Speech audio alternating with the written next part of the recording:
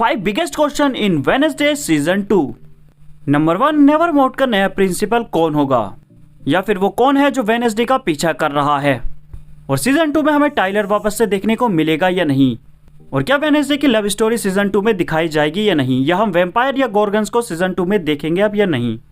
तो देखो, सबसे पहले हम बात करेंगे कौन है वो जो वेडनेसडे का पीछा कर रहा है, क्योंकि सीजन 2 के अंदर भी हमें काफी सारे ट्विस्ट एंड टर्न देखने को मिलेंगे, जिसके अंदर ये हो सकता है कि प्रिंसिपल विंस का कैरेक्टर हमें सीजन 2 के अंदर दोबारा से देखने को मिलेगा। और जिस तरह इस कैरेक्टर को सीजन 1 के अंदर प्रेजेंट किया गया है, इसकी डेथ इतनी कॉमन कोई सेंस नहीं बनाती। और क्योंकि प्रिंसिपल विम्स के अंदर वेडनेसडे की मॉम मोर्टिशिया को लेकर काफी जेलिसी थी, सो इस पॉइंट को लेकर हमें सीजन 2 के अंदर कुछ देखने को मिल सकता है।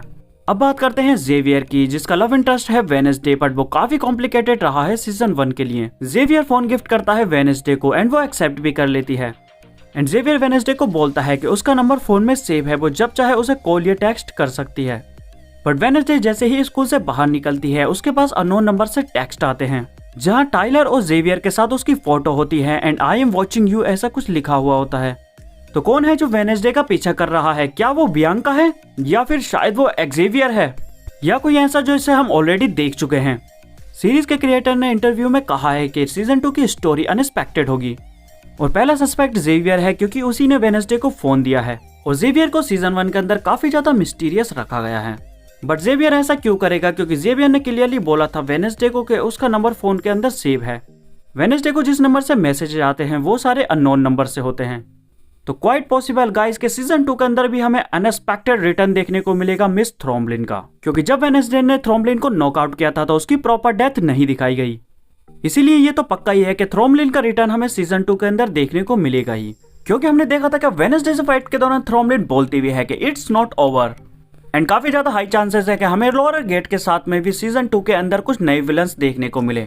और ये भी हमें देखने को मिल सकता है कि वेडनेसडे का नया विलन एंड स्टॉकर बियांका के ग्रुप मॉर्निंग सॉन्ग से ही हो सकता है, जिसे सीजन 1 के अंदर बहुत अच्छे से मेंशन किया गया है। और बियांका के स्टेप फादर भी मिसिंग हैं, तो उसके फादर गिडियन की भी शायद से हमें स्टोरी देखने को मिलेगी सीजन 2 के अंदर, क्योंकि बियांका ने अपने बॉयफ्रेंड एक्सेवियर को एंड पॉपुलैरिटी को दोनों को ही खो दिया है वेडनेसडे की बिना पर।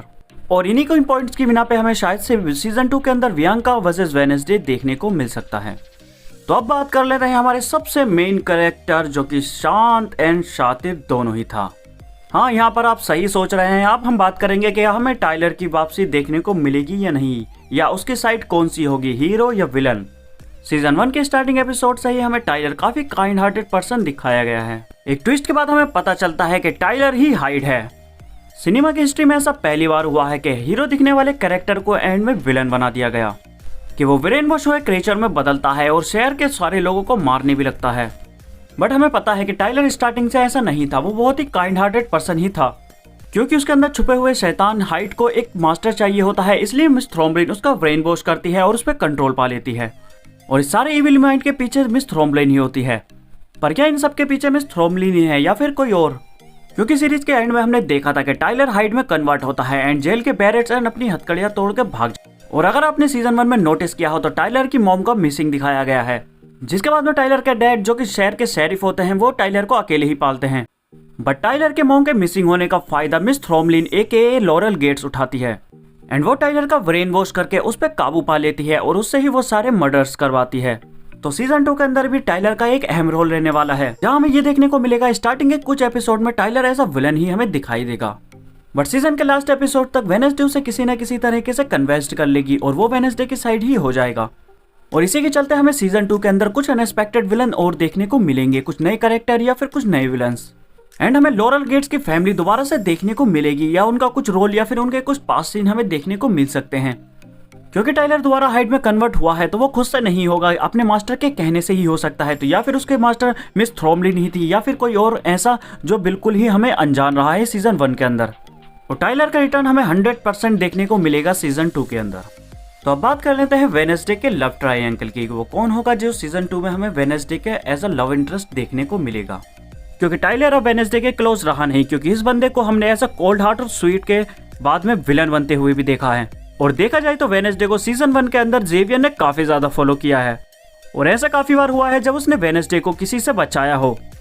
और लव ट्रायंगल हमेशा ही हर टीवी शो को more interesting and more addictive बनाते हैं। काफी ज्यादा चांसेस है कि सीजन 2 के अंदर हमें वेडनेसडे एंड जेवियर साथ में देखने को मिले। ऑलरेडी जेवियर काफी बार वेडनेसडे के क्लोज आने का ट्राई कर चुका है, बट समहाउ वो उससे उतना ही दूर जाता रहता है। पर सीजन 2 के अंदर हमें जेवियर एंड वेडनेसडे साथ में किसी विलन से फाइट करते हुए नजर आएंगी। और सीजन 1 के अंदर क्योंकि हमने जेवियर को इतने अच्छे से नहीं देखा है, तो सीजन 2 के अंदर हमें जेवियर का पास्ट और जेवियर की स्टोरी भी दिखाई जाएगी। क्योंकि सीजन 1 के अंदर जेवियर को काफी ज्यादा मिस्टीरियस दिखाया गया है। उसके पीआर प्रॉब्लम की बिना पे उसके फादर भी उसको अपने हाल पे ही छोड़ देते हैं। और वेडनेसडे और जेवियर की फैमिली का भी कुछ पास्ट रहा है, जिससे वो दोनों भी एक साथ कभी बचपन में साथ ही थे। अब बात कर लेते हैं हम एनिड एंड वेडनेसडे के कनेक्शन की, जो स्टार्टिंग से हमें कुछ इतना अच्छा देखने को नहीं मिला, क्योंकि दोनों की चॉइस बिल्कुल अलग होती है। एनिड हक करना चाहती है, बट वेडनेसडे ऐसा बिल्कुल नहीं चाहती। एनिड को जितना कलर से प्यार है, उतना ही ज्यादा वेडनेसडे को कलर से नफरत है। हमें दोनों के बीच में स्टार्टिंग में कुछ अच्छा तो नहीं देखने को मिलता। दोनों आपस में झगड़ती रहती हैं और एनिड तो रूम छोड़ने की बात तक कर लेती है और वो रूम छोड़कर चली भी जाती है। बट एट द एंड दोनों के बीच में सब कुछ सॉर्ट आउट हो जाता है और सब कुछ ठीक होने के बाद में वो दोनों आपस में हक भी करते हैं। जो चीज वेडनेसडे को स्टार्टिंग में बिल्कुल पसंद नहीं आती, पर धीरे धीरे वो उन सब चीजों को एक्सेप्ट कर लेती है।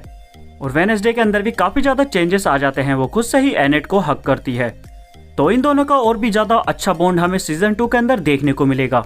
और क्वाइट पॉसिबल गाइस के सीजन 2 के अंदर हमें जेवियर, वेडनेसडे एंड एनिड तीनों साथ में दिखाई दे, जो एक टीम बना के स्टॉकर या फिर नेवरमोड पे आने वाले खतरे से सामना करें। क्योंकि अभी लॉरल गेट्स की भी कंफर्मेशन डेथ नहीं हुई है, तो इसलिए सीजन 2 के अंदर भी वो हमें कंफर्म दिखाई देगी। और सीजन 2 के अंदर हमें और भी ज्यादा न्यू कैरेक्टर देखने को मिलेंगे, जो और भी ज्यादा शायद अमेजिंग होंगे। और जेवियर एंड वेडनेसडे का बॉन्ड तो हमें ऑलरेडी देख चुके हैं, जो पहले से ज्यादा काफी अच्छा हो गया है। क्योंकि टाइलर की हकीकत अब सबके सामने आ गई है कि टाइलर रियल में कौन है, वो एक हाइड है। एंड गाइस, अगर आपको ये वीडियो पसंद आ रही है तो मेरी हम्बल रिक्वेस्ट है कि हमारे चैनल को लाइक एंड सब्सक्राइब कर जरूर जाएं, क्योंकि हमें आपके सपोर्ट की काफी ज्यादा जरूरत है। बात करें गोर्गन्स एंड वैम्पायर्स की कि क्या हमें वो सीजन 2 के अंदर देखने को मिलेंगे या नहीं, तो बियांका का रोल प्ले करने वाले जॉयसन डे ने अपने कैरेक्टर में एक जान से डाल दी। वेडनेसडे के अलावा बियांका ने भी ऑडियंस का काफी ज्यादा ध्यान अपनी तरफ खींचा था। एंड मॉर्निंग सॉन्ग का कॉन्सेप्ट एंड उसके फादर का मिस होना ये कंफर्म करता है कि सीजन 2 के अंदर बियांका और उसका मॉर्निंग सॉन्ग ग्रुप वो दोनों ही काफी अहम रोल प्ले करने वाले हैं। वेडनेसडे के आने से पहले बियांका एक क्वीन थी और काफी पॉपुलर गर्ल थी अपने स्कूल के अंदर, जिसके बाद में बियांका की मॉम बियांका को लेने के लिए आती है उसके मॉर्निंग सॉन्ग ग्रुप के लिए। और वो उसे बताती है कि वो अब एक सायरन के रूप में काम और ज्यादा नहीं कर सकती, क्योंकि उसकी आवाज या फिर अपनी आवाज से मैनिपुलेशन करने की पावर अब खत्म हो चुकी है। और जिसका हिंट हमें जेवियर के मुंह से भी सुनने को मिलता है कि बियांका उसके ऊपर काबू करके रखती थी अपने पावर्स की हेल्प से। तो ये देखना इंटरेस्टिंग होगा कि सीजन 2 के अंदर हमें और कौन कौन से न्यू कैरेक्टर देखने को मिलेंगे। टाइलर की मॉम एंड बियांका के फादर ये तो कंफर्म है, जो हमें सीजन 2 के अंदर देखने को मिलेंगे। और अगर ऐसा कोई टॉपिक है जो मुझसे छूट गया है तो आप उसे कमेंट बॉक्स में कमेंट कर सकते हैं। हम आपके उस थ्योरी को नेक्स्ट वीडियो में जरूर कवर अप करेंगे।